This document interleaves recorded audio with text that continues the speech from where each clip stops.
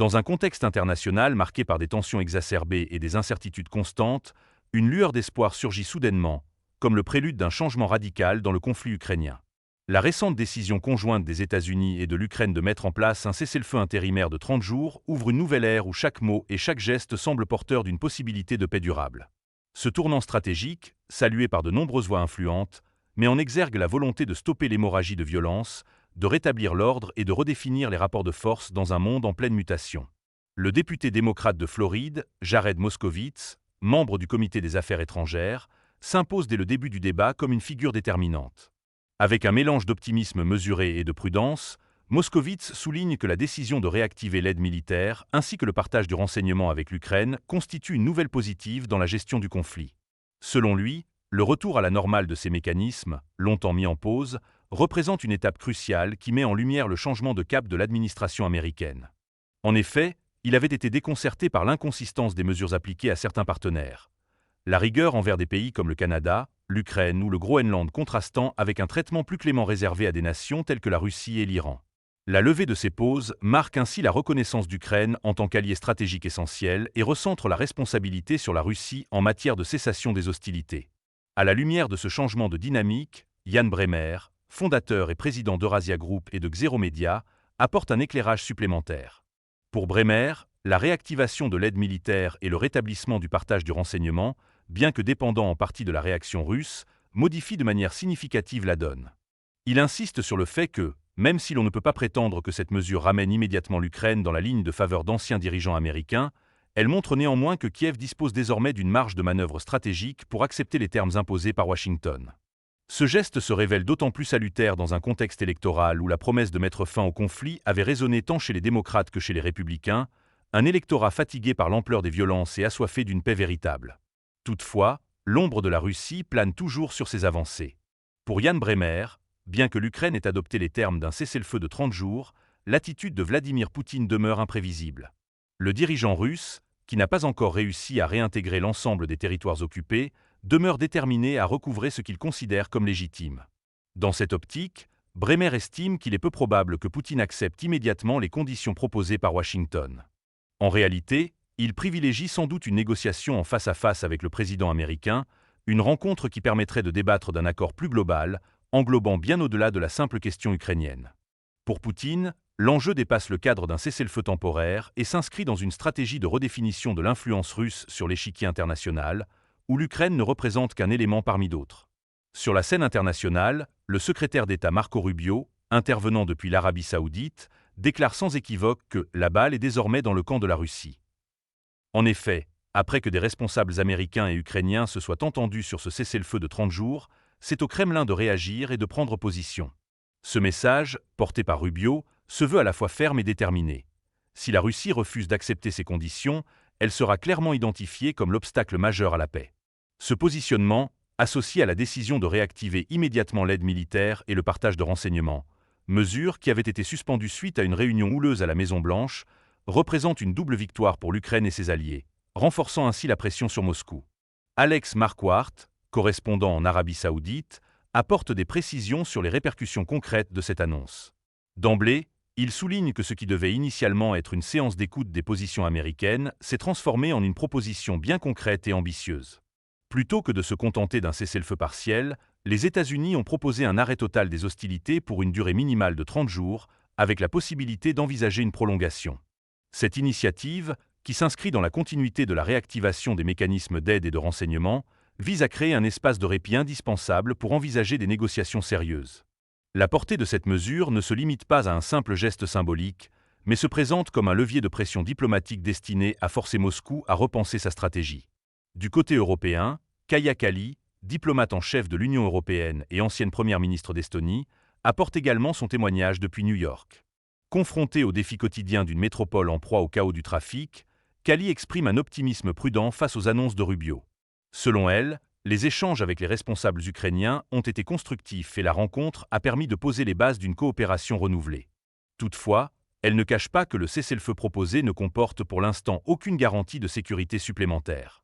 Il s'agit avant tout d'un premier pas, un geste de bonne volonté destiné à mettre la pression sur la Russie et à encourager une démarche plus expansive de la part de la communauté internationale. Kali insiste sur l'importance d'une alliance solide entre les États-Unis, l'Union européenne et l'ensemble des partenaires partageant les mêmes valeurs, afin d'exercer une pression collective sur ceux qui violent le droit international. Le débat se poursuit avec l'intervention du député démocrate Brendan Ball, originaire de Pennsylvanie, qui aborde la question de la confiance envers Vladimir Poutine. Pour Ball, le passé de la Russie, marqué par la tentative de reconstitution de l'ancien empire soviétique, ne laisse aucun doute sur le manque de fiabilité du dirigeant russe. Rappelant l'adage « faire confiance, mais vérifier », Ball souligne que, bien que l'Ukraine se montre prête à respecter un cessez-le-feu de 30 jours, la véritable décision de mettre fin au combat repose entre les mains de Moscou. Selon lui, si la Russie venait à arrêter ses offensives, le conflit cesserait instantanément, alors que l'arrêt des hostilités par Kiev signifierait en réalité la disparition de son identité nationale. Ainsi, la responsabilité ultime de la cessation de la guerre incombe indubitablement à la Russie, et la réticence de Poutine à se soumettre aux conditions posées par ses interlocuteurs internationaux demeure le principal frein à toute avancée vers une paix durable. Face à cet ensemble de déclarations et d'analyses, il apparaît clairement que le paysage géopolitique actuel est en pleine mutation. La réactivation de l'aide militaire et du partage du renseignement avec l'Ukraine, conjuguée à l'acceptation d'un cessez-le-feu intérimaire, symbolise un tournant stratégique majeur qui pourrait favoriser les alliés occidentaux. Toutefois, chaque progrès est accompagné de nombreuses interrogations sur les véritables intentions de la Russie et sur la possibilité que, malgré ce répit temporaire, le conflit ne trouve pas de solution définitive dans l'immédiat. La communauté internationale se retrouve ainsi confrontée à un dilemme complexe. D'une part, renforcer l'engagement envers l'Ukraine en veillant à ce qu'elle bénéficie du soutien indispensable pour se défendre, et d'autre part, intensifier la pression sur Moscou afin de l'amener à négocier dans des conditions favorables à la paix. Dans cet échiquier mondial, chaque acteur joue un rôle crucial et la coordination entre les différentes nations devient essentielle. Les États-Unis, en affirmant leur soutien sans réserve à l'Ukraine, envoient un message fort qui transcende les simples considérations militaires pour englober des valeurs universelles telles que le respect de la souveraineté et la primauté du droit international. Parallèlement, la pression diplomatique exercée par les alliés, tant au sein de l'Union européenne que sur la scène mondiale, vise à imposer des conséquences à ceux qui choisiraient de prolonger la violence. Ce faisant, les responsables politiques espèrent non seulement forcer la main de la Russie, mais aussi poser les jalons d'un processus de négociation qui pourrait, à terme, redéfinir l'équilibre des forces dans la région. À mesure que se dessinent les contours de ce nouvel accord, il devient évident que l'acceptation du cessez-le-feu par l'Ukraine constitue bien plus qu'un simple arrêt momentané des hostilités. Il s'agit d'un geste stratégique destiné à gagner du temps, à renforcer la position diplomatique de Kiev et à envoyer un signal fort à l'ensemble des partenaires internationaux. Dans ce laps de temps de 30 jours, l'objectif est de créer un environnement propice à des négociations approfondies, dans lequel la Russie serait contrainte de s'engager dans un dialogue sincère et de revoir ses ambitions territoriales. Cette période de calme relatif est ainsi perçue comme une opportunité pour resserrer les alliances et pour préparer, dans un climat de pression internationale, une résolution durable du conflit. Cependant, l'incertitude demeure quant à la réaction finale du Kremlin. La stratégie russe, ancrée dans une volonté de maintenir une influence historique sur l'ancienne sphère soviétique, ne semble pas prête à céder devant des exigences qui pourraient être perçues comme un affaiblissement de sa position. De plus, le contexte géopolitique actuel, où chaque déclaration est scrutée et analysée, ajoute une dimension supplémentaire de complexité à l'ensemble des négociations. Dans ce climat, la collaboration entre les États-Unis, l'Union européenne et leurs alliés apparaît comme l'unique moyen de forcer la main de la Russie et d'instaurer un dialogue véritablement constructif.